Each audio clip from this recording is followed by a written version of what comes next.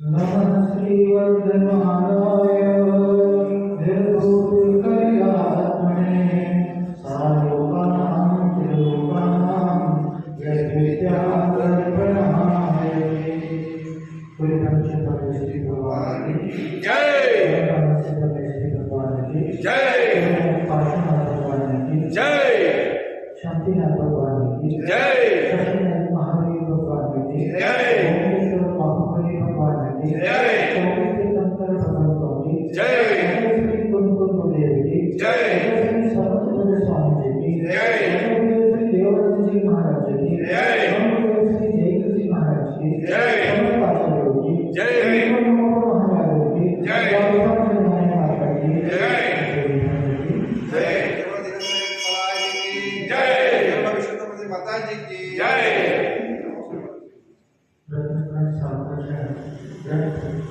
नाम से आप सभी अनजान नहीं है। आज से हम सभी इस ग्रंथ का पालन कर रहे हैं। इस ग्रंथ के रचनाकार आचार्य श्री समंत भद्र स्वामी साधवाचार्य के कौन से ग्रंथ हैं हमारे यहाँ? रत्नग्रंथ साधवाचार्य, अमित गति साधवाचार्य, वसुनंदी साधवाचार्य और पुरुषार्थ की उपाय जो कि आचार्य अकलंब देव के द्वारा लिखा हुआ है वह भी साधवाचार्य के अंतर्गत ही आता है। लेकिन सबसे प्रसिद्ध और स्वाध्याय किए जाने वाला ग्रंथ ये रत्नग्रंथ साधवाचार्य है। सर्वप्रथम रचनाकार के बारे में जानना आवश्यक है। समंत भद्र स्वामी के बारे में थोड़ा सा हम लोग जानते हैं। नाम तो सबने सुना हुआ है। एलान होता है क्या? समंत भद्र स्वामी क्या बोला मैंने? समंत भद्र स्वामी। स्वामी बोला उनको। स्वामी इसलिए बोला कि वे जिन धर्म के नायक थे, जिन धर्म का प्रवर्तक उनको कहा है और उनको कली काल सर्वज्ञ के नाम से संबोधित किया है। किस कली काल के सर्वज्ञ मैंने उनको यहाँ तक कह दिया कि आने वाले तीर्थंकर आचार्य श्री समंत स्वामी, क्योंकि जिन धर्म का डंका लगाया है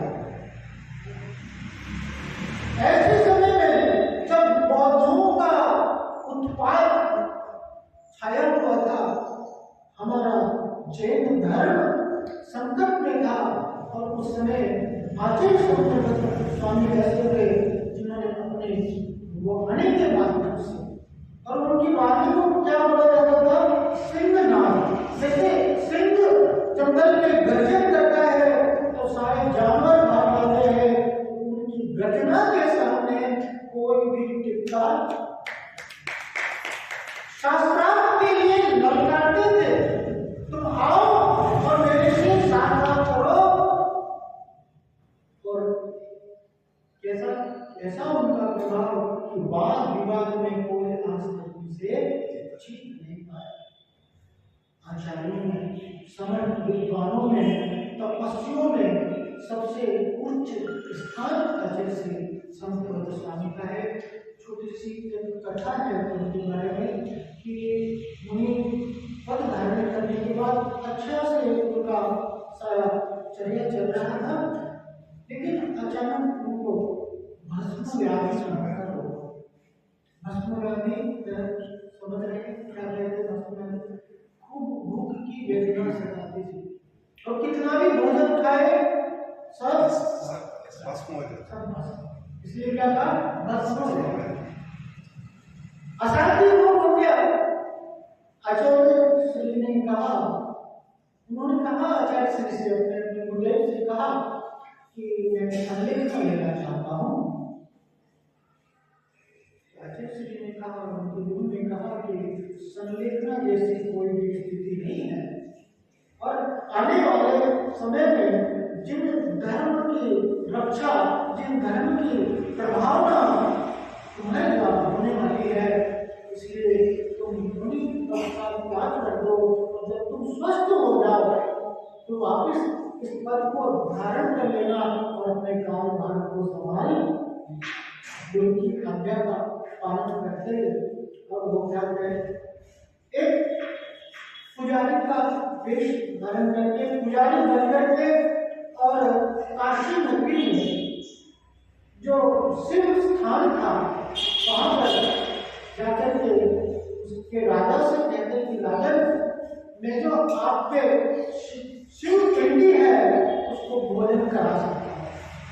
बहुत चाहना चाहता था, भोजन की सामग्री बहुत जरूरी थी, और इनका कहना क्या हुआ कि सारा भोजन शिव की पिंडी आ जाएगी।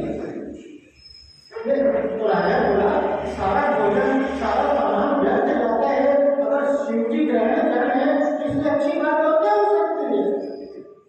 और उन्होंने इसका बीड़ा उठा लिया और पट को लगाते थे और सारा भोजन निपटाते थे। अब पट होता था, पर्दा लग जाता था, गेट लग जाता था और सारा भोजन धीरे धीरे क्या हुआ कि उनकी वादी ठीक होने लग गई। अब भोजन बचने लग गया, अब फल मिठाई आदि सब कुछ बचने लग गया। लोगों को शंका होने लग गई, लोगों ने शिकायत करी कि यह ऐसे ऐसी बात है। राजा आया और राजा ने इनसे कहा कि तुम इस पिंडी को नमस्कार करो, तुम इस पिंडी की पूजा नहीं करते, मेरे तक बात क्या आई है कि तुम इस पिंडी की पूजा नहीं करते। उन्होंने कहा देखो राजन, सोच लो, मेरा नमस्कार ये पिंडी बर्दाश्त नहीं करते, मेरा नमस्कार ये पिंडी बर्दाश्त नहीं कर पाएगी। और उन्होंने क्या किया, स्तुति करना चालू कर दी। 24 दिन तक भगवान की स्तुति प्रारंभ कर दी, मतलब 8वें दिन तक चंद्रप्रभ भगवान की स्तुति करना उन्होंने प्रारंभ किया। चंद्रप्रभम चंद्रमणिजीवनम चंद्रप्रतिम जगती युगागम वंदे वल्लभम चंद्रम जिनजित स्वामी कटाए बंधम। इस प्रकार से चंद्रप्रभ भगवान की स्तुति को उन्होंने जैसे ही प्रारंभ किया, स्तुति की भगवान की, और वो पिंडी हट गई और उसमें से चंद्रप्रभ भगवान प्रकट हो गए। ऐसा सबका भक्ति का ऐसा प्रभाव कहीं और देखने को हमें नहीं मिलता है। कितना भी कहो, लेकिन आचार्य समर्थ स्वामी के बारे में हम कहने में असमर्थ नहीं है। ऐसे अद्वितीय विद्वान, ऐसे समर्थ आचार्य की शरण की हमें प्राप्ति हुई और उनकी अनुपम कृति रत्नक्रम श्रावकाचार्य का हम सभी स्वाध्याय कर रहे हैं। नाम में क्या लिखा हुआ है आगे, रत्नकरण। रत्नकरण और रत्न तो सबको समझ में आ गया है, और करण का रत्न का पिटारा, पिटारा में पेटी बॉक्स जिसमें अंदर रत्न ही रत्न भरे हुए हैं। आज उस पिटारे को खोलने का प्रथम दिन है। आज यह पिटारा खुलने वाला है और उनमें से एक रत्न हमें प्राप्त होने, रत्न के समान एक एक गाथा, 150 गाथाओं का यह ग्रंथ है श्रावकाचार्य। हम श्रावकों के लिए, आप श्रावकों के लिए कैसा आचरण करना है, क्या करना है, क्यों करना है, कैसे करना है, जब तक इसकी समुचित जानकारी हमें नहीं होगी तो क्रिया कांड में बस करके और संतुष्ट होते रहेंगे। धर्म से कोई संबंध नहीं। धर्म क्या है, धर्म कैसे करते हैं, धर्म का फल क्या है, धर्म को किस प्रकार से धारण किया जाए, धर्म का अर्थ, धर्म की परिभाषा, धर्म का आचरण, इससे अच्छा विवेचन हमें और कहीं प्राप्त नहीं होने वाला। श्रावकाचार्य का उपदेश देना जिन आगम में निषेधात्मक है। सर्वप्रथम तो मुनि धर्म का उपदेश देना चाहिए। ऐसा कहा शास्त्रीय उपाय में कि अगर कोई श्रावक का, अगर कोई गृहस्थ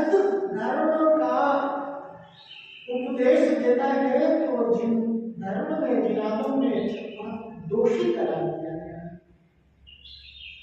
क्योंकि अगर सर्वप्रथम किसी को गृहस्थ धर्म का उपदेश दे दिया जाए तो क्या होगा, उसी में संतुष्ट होकर रह जाए। अरे मुनि बनने की क्षमता है जिसके अंदर में, और उसको क्या होता है, ग्रस्त बन जाओ, उसको ग्रस्त बन जाओ, उसको ग्रस्त धर्म में फंसा दिया जाए तो इसके बड़ा अपराध और क्या हो सकता है। तो जिनागम में इसकी आज्ञा नहीं है।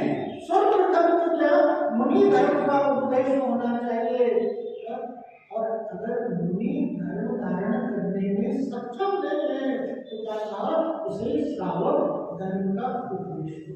और श्रावक धर्म तो ऐसा, अब इस धर्म की समुचित जानकारी अगर हो जाती है तो व्यक्ति निश्चित रूप से मुनि मार्ग में, क्योंकि यहाँ पर प्रारंभ ही कहाँ से किया, सबसे पहला अधिकार है सम्यक दर्शन अधिकार। सबसे पहला अधिकार है सम्यक दर्शन, सम्यक ज्ञान, सम्यक चारित्र अधिकार, समाधि आदि सबकी बहुत अच्छी बातें हैं इस ग्रंथ में। तो सम्यक दर्शन अधिकार से ही प्रारंभ किया, क्योंकि सम्यक दर्शन क्या है, मोक्ष मार्ग की प्रथम सीढ़ी। उसके बिना मोक्ष मार्ग प्रारंभ नहीं होता, उसके बिना धर्म नहीं होता। अगर सम्यक दर्शन है तो जो भी आप क्रिया कर रहे हो वो सब धर्म की श्रेणी में आएगा, वो सब धर्म की संज्ञा को प्राप्त होगा। अन्यथा वो सब क्या है, संसार का ही कारण बनने वाला है, और धर्म का संबंध तो मुक्ति से है। यहाँ पर क्या था कि वो सम्यक दर्शन की व्याख्या। आइए हम सभी प्रारंभ करते हैं, मंगलाचरण से शुरू हो रहा है ये ग्रंथ। चूंकि ग्रंथ निर्मित पूर्व इसकी संपत्ति को, इसके यहाँ पर मंगलाचरण करना बहुत आवश्यक हो जाता है। तो सभी ग्रंथों में मंगलाचरण, ये मंगलाचरण रोज इसे दोहराएंगे। रिपीट। तो पहले बोलता हूँ, आप सभी बोले नमः श्री वर्धमानाय, नमः श्री वर्धमानाय, निर्धूत कलिलात्मने, निर्धूत कलिलात्मने, सालोकानां त्रिलोकानां, सालोकानां त्रिलोकानां यदि विद्या दर्पणायते, यदि विद्या दर्पणायते। नमः श्री वर्धमानाय,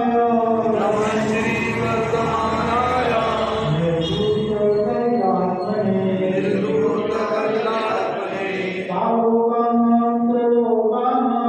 सालोकानां त्रिलोकानां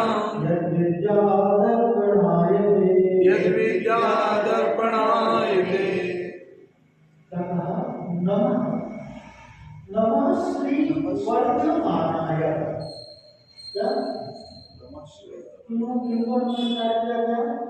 वर्तमान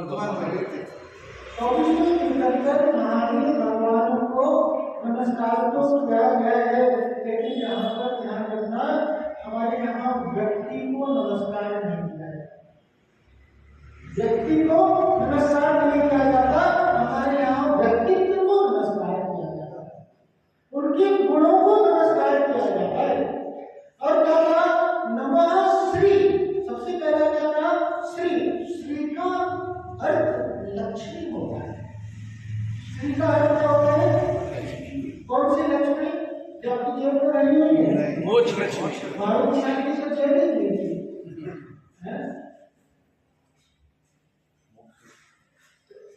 मोक्ष रूपी लक्ष्मी, बात सही है, लेकिन श्री लक्ष्मी है, और श्री लक्ष्मी को किस प्रकार से व्याख्या किया जाता है, यहाँ पर कहा अंतरंग और बहिरंग, दो प्रकार की लक्ष्मी।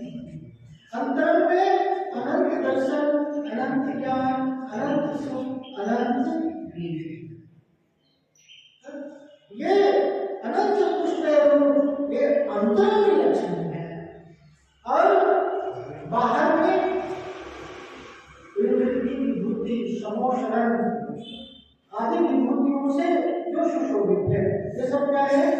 बहिरंग। तो अंतरंग और बहिरंग लक्ष्मी से जो सुशोभित है, ऐसे श्री वर्धमानाय। वर्धमान भगवान के नाम का अर्थ भी आ चुका हुआ है, जो क्या है? वर्धमान अर्थात निरंतर वृद्धि को प्राप्त हो। ऐसे वर्धमानाय निर्धूत कलिया। उन्होंने सबसे पहले विशेषता क्या बताई? निर्धूत। जो धूत मतलब जिन्होंने ध्वंस कर दिया, जिन्होंने नष्ट कर दिया कलिकाल में, यानी कर्म रूपी कालिमा को, कर्म कलंक को, जो ज्ञानावर्ती दर्शनावर्ती आदि कर्म है, इन कर्मों को क्या करते हो? उसी धज्जे हो कर्मों को क्या किया? नष्ट, निर्धूत कलिया है। अब आगे क्या कहा? सालोकानां त्रिलोकानां यत् विद्या, विद्या का ज्ञान में सालोकानां त्रिलोकानां यानी लोकालोक, जिनके ज्ञान में यत् विद्या दर्पण आयते, दर्पण कड़ड़ी के समान, जिसमें उनकी ज्ञान में जगत के समस्त पदार्थ झलकते, त्रिकाल, भूत, भविष्य, वर्तमान, तीनों काल के अवस्थाएं समस्त पदार्थों की भगवान के केवल ज्ञान में दर्पण के समान झलकती। पहले निर्धूत कलिकाल में कर्म कालिमा के नष्ट होते ही क्या हो गए? वीतराग दो, बोले ना, और इससे क्या हो गए? सर्वज्ञता, दो गुण हो गए। कर्मों से, कर्म कर्म के नष्ट होने से वीतरागता हो गई, और यज्ञ कर्म बनाए थे सालोकानां त्रिलोकानां, यानी होने से सर्वज्ञता, सर्वज्ञता ने सबका ज्ञान था, सब कुछ विचार है। अब यहाँ देखो, ये शर्त रख दिया कि जब तक वीत रागता नहीं होगी तब तक सर्वज्ञता नहीं हो सकती, अनंत पद नहीं मिल सकता, अनंत पद नहीं मिल सकता। वो बात सही है, लेकिन यहाँ पर क्या कहा कि जब तक सर्वज्ञता का अर्थ किससे है? तो केवल ज्ञान का प्रकट होगा जब कर्म कार्य होगा, जब वीत रागता, अन्यथा वीत रागी नहीं हुआ था, सर्वज्ञता हो जाए तो कैसी स्थिति बनेगी? संसार की वग्नों है, आपको सब कुछ मालूम पड़ जाए, वो संसार में रहेगा फिर तो हमारे जी, संसार में रहेगा, लेकिन सब कुछ मालूम पड़ जाए तो उनको क्या तीन लोग का सब कुछ दिखाई देता है। सुमेरु पर्वत और सब कुछ उनको एक एक कण में उनको दिखाई दे रहा है। अब आप बताओ, जो व्यक्ति वीत रागी नहीं होगा उसकी क्या दशा होगी? एक वहां भी ले लेते हैं, इधर क्षेत्र में भी एक डॉट ले लेते हैं, ये सब दिखता है ना वहां पर। और नरकों की दशा देखेगा तो क्या होगा? तो जब तक वीत रागता नहीं होगी तब हमारे और भगवान के ज्ञान में बहुत बड़ा अंतर है। हमारी जानकारी में जो कुछ भी आता है हम उससे प्रभावित हो जाते हैं, हमारे अंदर और इससे प्रभावित होने की क्या है? संस्कार है, आदत से बड़ी हुई है। तो जब तक पर जब जैसे ही दृष्टि जाती है तो उसका तत्काल हमारे ऊपर प्रभाव पड़ता है। भगवान अंदर कोई फर्क नहीं पड़ता, सब कुछ जान रहे हैं, सब कुछ देख रहे हैं, लेकिन यहाँ पर क्या कहा? दर्पण जैसा माना, क्या दर्पण में जिस प्रकार से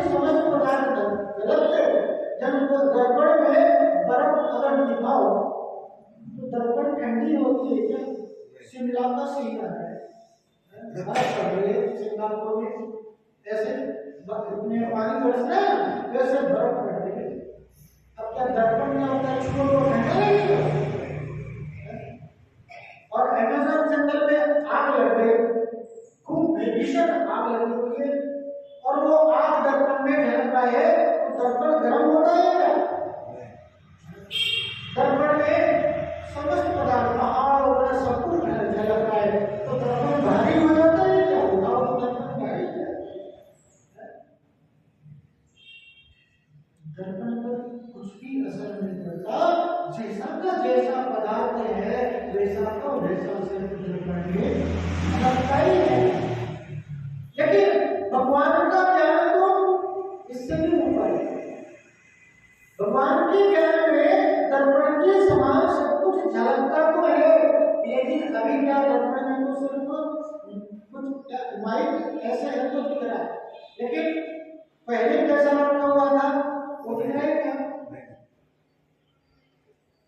सिर्फ दर्पण में तो वर्तमान का जो कुछ भी दृश्य है वो झलक सकता है, लेकिन भगवान के ज्ञान में तो जो बीत गया है और जो आने वाला है उसकी क्या दशा होने वाली है और पहले उसकी क्या दशा थी, सब कुछ एक साथ झलकता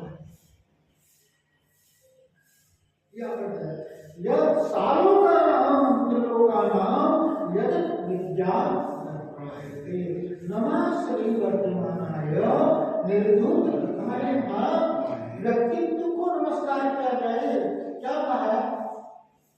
भवबीजांकुर जनना रागदाक्षे मुपागतस्य ब्रह्मा विष्णु वा हरो जिनो वा नमस्तस्मै। भवबीजांकुर जनना, बहु का जो बीज है, संसार का जो कारण है, संसार का जो मूल है वो क्या है? राग। रागाद्याक्षे मुपागतस्य, राग आदि दोषों का जो परिहार कर दिया है, नाश कर दिया है, ये कंडीशन होती है। फिर क्या करे? ब्रह्मा विष्णु वा हरो जिनो, चाहे वो ब्रह्मा हो, चाहे वो विष्णु हो, चाहे वो हरि हो, चाहे वो रमेश हो, चाहे वो सुरेश हो, चाहे वो राजेंद्र हो, चाहे वो सुरेंद्र हो, चाहे वो महेंद्र हो, एक भी हमें उससे कोई अंतर नहीं करता। लेकिन क्या बोलते हैं?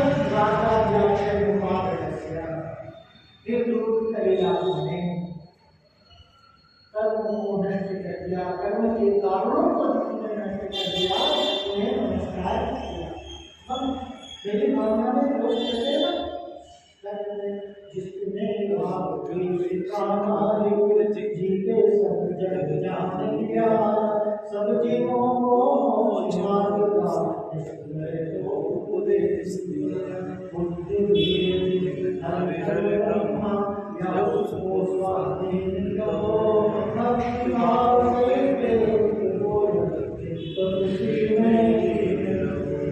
इसने राग कामादि जीते जिसको जीत गया सब जगह जान गया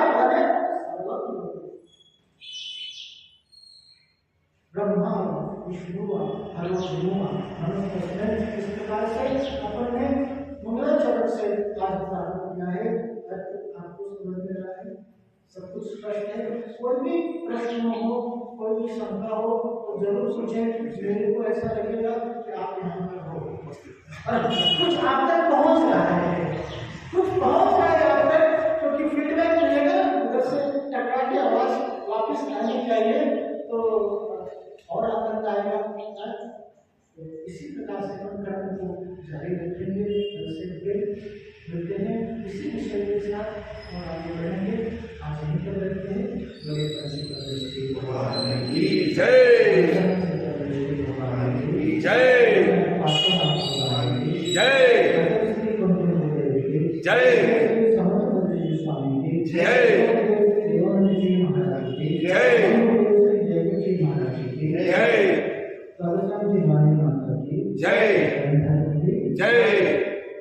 जय बोलो मुनिश्री महाराज की जय। उनके ज्ञान से